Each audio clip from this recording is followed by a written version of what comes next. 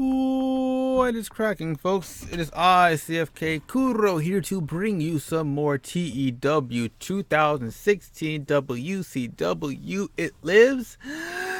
It's been a year in game, not in real life.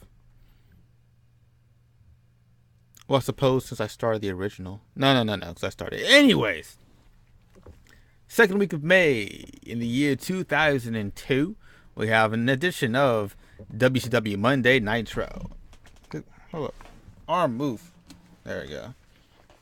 Let's get right into it. Show starts off with a recap video of the events of last night's pay-per-view, WCW Super Brawl. Right.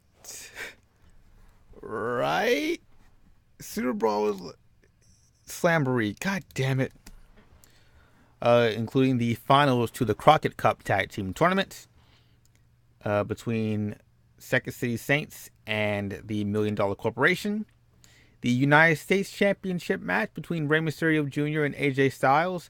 And the main event, the WCW World Heavyweight Championship match between Booker T and Jeff Jarrett.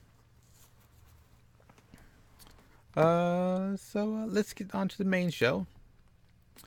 Show starts off with Jeff Jarrett along with the rest of Evolution in the ring with their championship celebration. Jeff and AJ both won their championship matches to become the new WCW World Heavyweight and US champions, respectively. I think I said Jeff Styles. Out comes Booker T, furious, fuming, as has been the case a lot recently. He's been getting people been just screwing, just gaping. Since I guess he's been the guy, so you know what I mean. He demands a rematch. He's pissed off that not only did his championship get stolen from him again, but you guys at Evolution cheated so blatantly, and that he still didn't get disqualified or nothing. He wants justice, and he wants it now. So he runs to the ring like he's about to go ahead and fight all four Evolution off by himself. Before Eric Bischoff comes out and says, whoa, Booker, listen, buddy, all right. I understand. They might have had some help that was unwarranted for a championship match, and Booker's like, some help, but it's like, whoa, Booker, calm down, man. Everything's gonna be okay. The board of directors have decided to grant you the rematch. Not me, but the board. They feel that this match between the two of you deserves a clean conclusion. And so, at WCW Mayhem 2002. Is it Mayhem 2002? Mayhem 2002. Yes.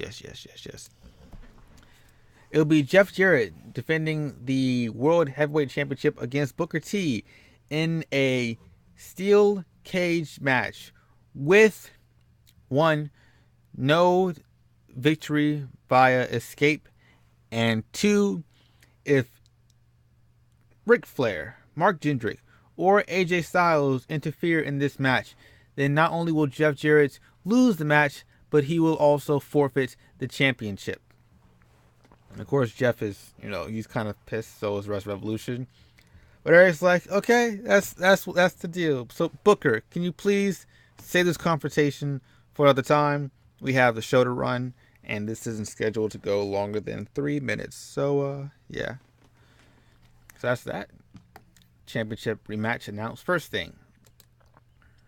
And then in a decent match, Sting defeated local talent, quote unquote, developmental talent, Johnny Swinger in 624 by pinfall with a Stinger splash. Makes defense number 5 of his WCW World Television title. Swinger's not bad. 39. That's okay. So we got high morale, but low locker room morale. Poor gimmick.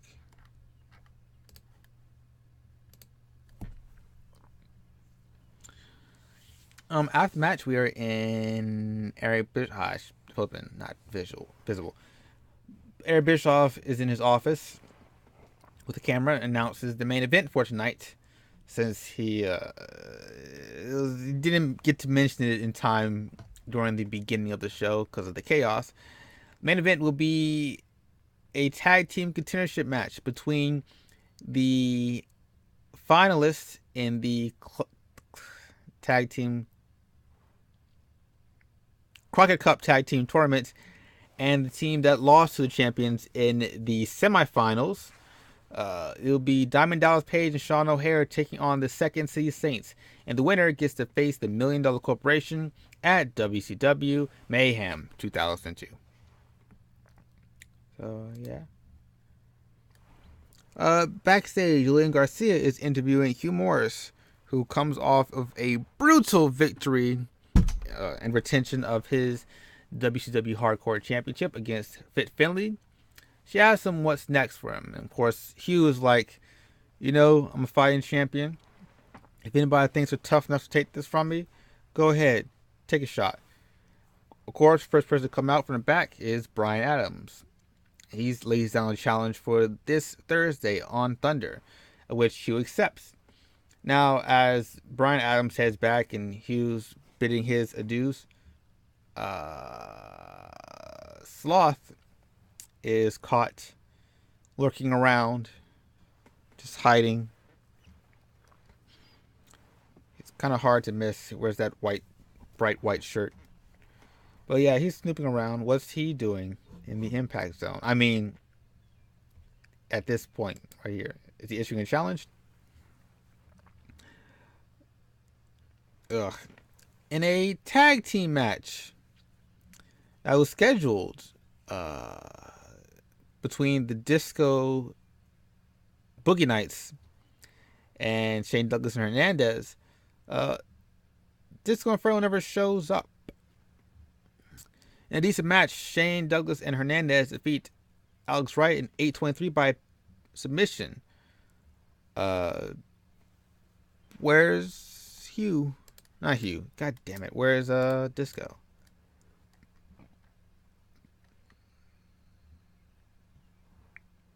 I need to get more locker room morale. Alex got some good bonuses for star quality and high morale. After the match, Alex Wright is still laying down the ring, exhausted, having to fight a handicap match by himself. When Lance Storm, Cass Yashi, and Samoa Joe, the League of Nations, come on out to the ring. Lance says, Alex, can't you see that your American comrade has abandoned you? He hightailed it out of here once to realize that us foreigners could actually do something, that we didn't have to stand up to his American tyranny. Alex, don't you see? Brother Berlin, can't you see that you need to join the League of Nations? Please understand and consider the choices that you have before you. Of course, Alex struggles to get up to his feet. He says, listen here. All right. I challenge the three of you to a match next week. I don't need to join the League of Nations to be successful. I can do it on my own. I can do it with my tag team partner, wherever he is.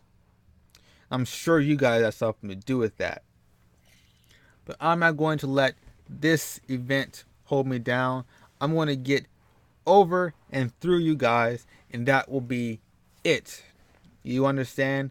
So come on, bring the best fight you got, because I'll bring a bigger one. That's that.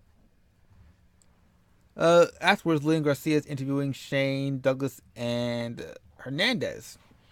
Shane doesn't really say much. He seems, I don't know, not focused tonight, which is odd. I suppose he's upset about yet another loss or a failure for success for his triple threats. Well, Hernandez actually does say some things. He says, yeah, he's been in WCW for a while now. He hasn't gotten himself a real title opportunity.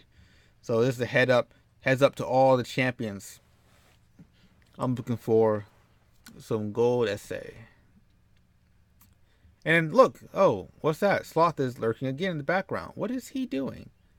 Oh, he just says Gangrel.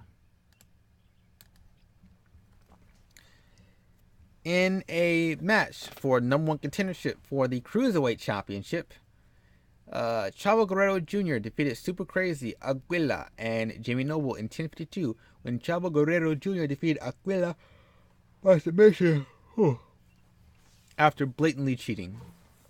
Chavo is a god in the ring, but everybody else is also good.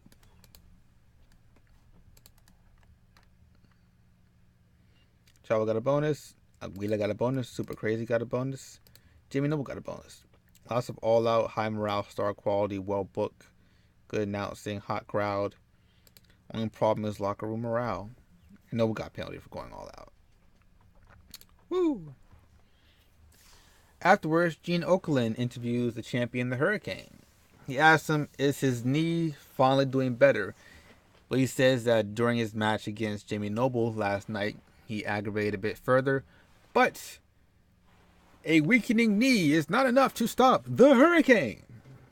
I will defend this Cruiserweight Championship with the utmost integrity, as due for a superhero. So yeah, Chavo, I welcome the competition. Challenge accepted. Now off, the Hurricane must go. The world needs a superhero. I don't know what that was all about. Uncertain. Alright. Afterwards, Jamie Noble is backstage with his girlfriend Nydia. He's kind of freaking out. He's like, oh man, we didn't get the money for. I didn't win the Cruiserweight Championship and I lost all my shot. Get another opportunity.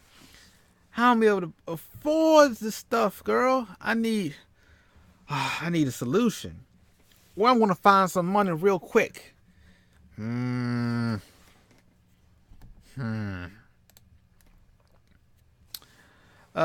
Mar comes to the ring to announce that in addition to the tag team match, which will be decided later on tonight, and the main event that was announced earlier for WCW Mayhem.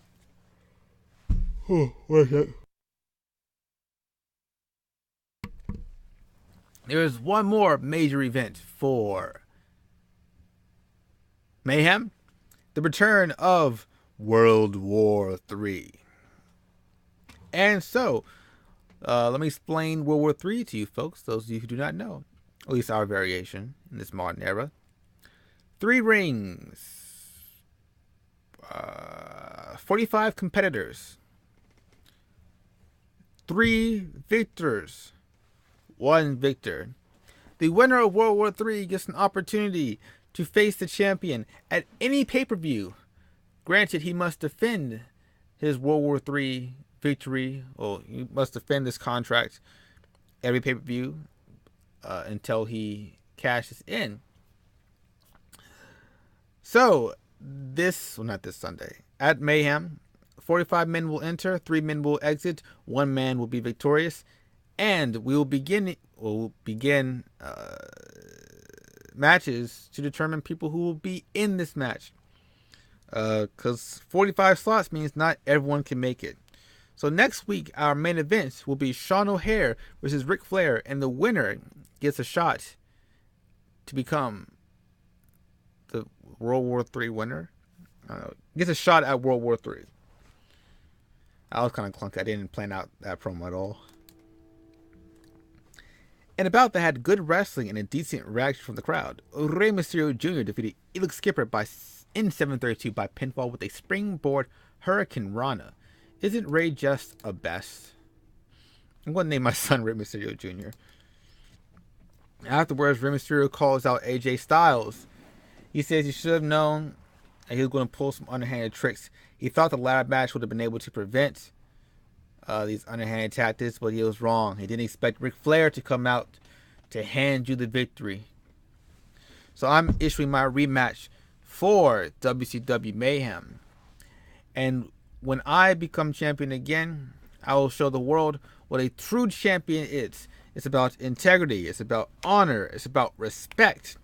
It's not about underhanded tactics, cheating, and being, I don't know, a punk kid or something. Eddie Styles comes out. He says, whoa, whoa, whoa. Hold on there, Ray. Now, I don't know if anybody's told you this, but, you know, I'm entering into World War III. Hold on a second. Train. Hello, Mr. Train Kun. I'll be right back.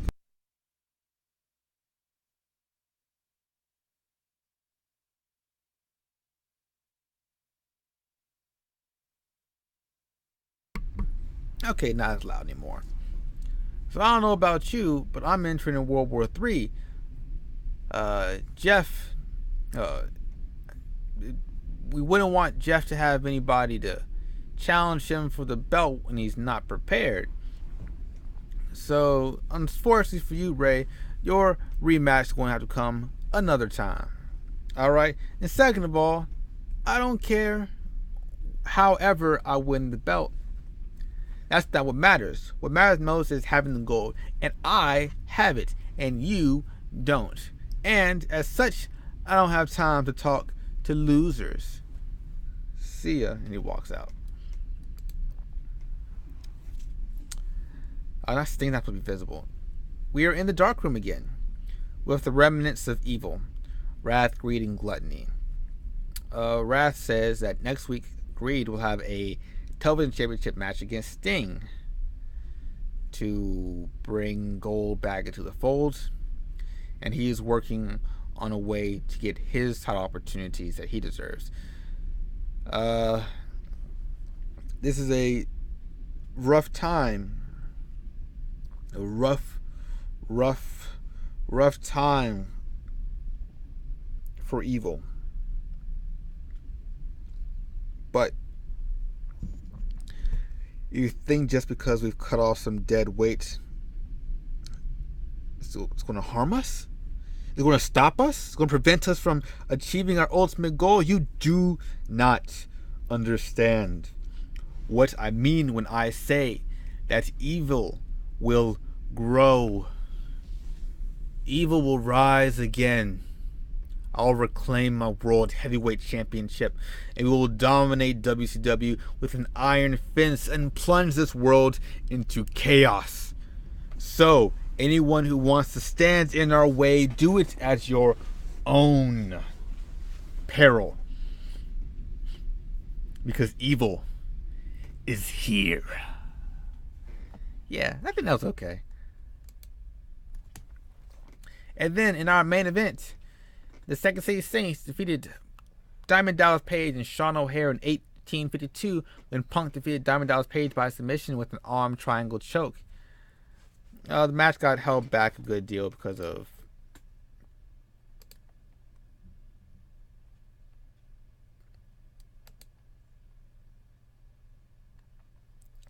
booking decisions.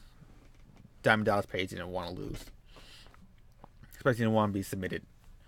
The story of this match is that Diamond Dallas Page is biting off more than he can chew. He's not tagging in Sean O'Haire nearly as frequently as he should.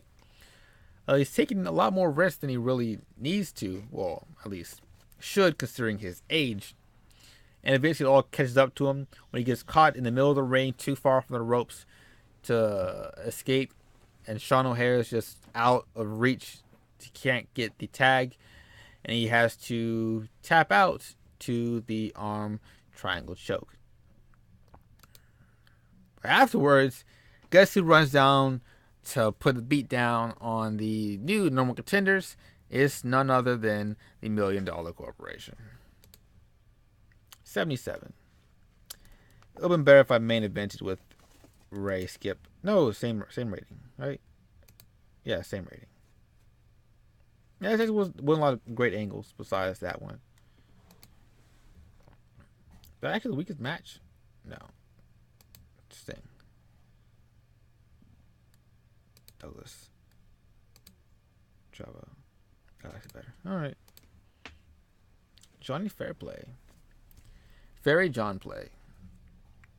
Alright, what do you want? Sting is upset. Deal ends with RDS BC UK Choice Samurai TV. Kogako. The score. And only 1 month left for RDS Thunder. Kenta Kobashi signs with 0-1. And Shane says Aguila isn't tough enough. We got a rating of 20.82. That's pretty good.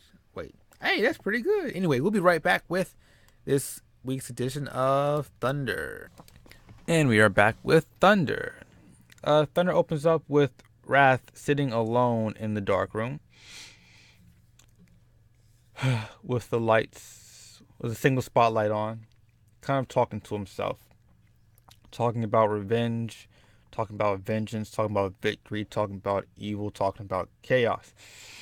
But the interesting thing that happens is that as he's spinning around in his chair, one time when he spins around, he sees Envy standing in the room right in front of him. And he gets up. Oh, no, he's spinning around out the corner of his eye. He sees like Envy. He spins. No.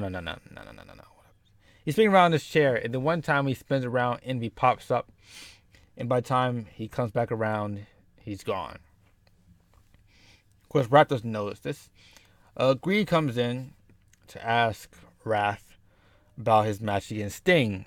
See, are we going to have a plan for this or what? Of course, Wrath's kind of like, I don't. Ugh. Greed, you can handle Sting. He's nothing but an old, washed up excuse for false vengeance. My vengeance is real. My vengeance, my anger, my wrath is.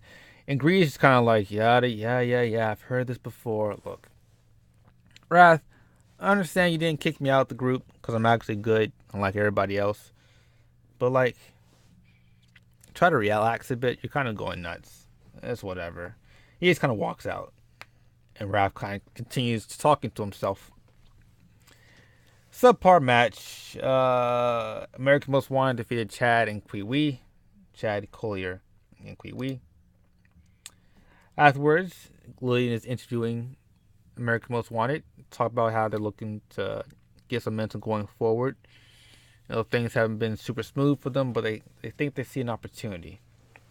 A real good opportunity. Once they leave, though, Sloth comes out again. But this time he actually approaches Lillian and takes the mic from her. He gives a rundown of who he really is. My name is Gangrel. I'm not Sloth. I'm just a little sluggish these days because I've been missing out on some sweet blood. And he starts staring right at Lillian Garcia, like approaches her, and Ernest Cat Mill comes out. He's like, whoa there, buddy. It seems like the lady doesn't appreciate you encroaching on her personal space. You know what I'm saying? How about you back up? Come on, back up, man. Back up. You don't want none. Back up. Back up. And Gangrel kind of walks away for now. Hardcore match. Brian Adams, Hugh Morris. Hugh Morris victory by powerbomb. 701. Good match. Up in performance skills. I know it's hardcore. That's fine. We cut backstage to Disco Inferno and Alex Wright arguing. Apparently, Disco Inferno intentionally didn't come out for his match. He says he can't trust you. He says he can't trust Alex. His whole League of Nations business is none of his. He's not involved. If you got a problem with these people, you take care of it yourself. Leave me out of it. So, I guess Disco's not helping Alex in his 3-on-3 man match. Oh, granted, Disco does say the only person he has business settled with is Samoa Joe for attacking me last night, or 2 nights ago, 4 nights ago. I'll get him next week. But the rest of this, that's not me. You deal with it. In the final match of the night, Jerry Lynn defeated Gluttony in 8:20 by submission with a cross-arm breaker. The show ends with an Evolution segment talking about their upcoming stuffs going on, their plans. As such, AJ Styles bags on Rey Mysterio, Ric Flair, and Mark Jindrak kind of just... Well, Rick talks about, keeping Sean O'Hare out of World War III. Just another thorn in Jeff Jarrett's side. Thorn in Jeff Jarrett's side that he doesn't need.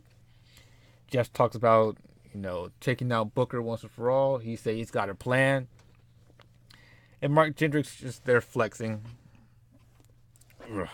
Flex, flex, flex, flex, flex, flex. Hit him with flex.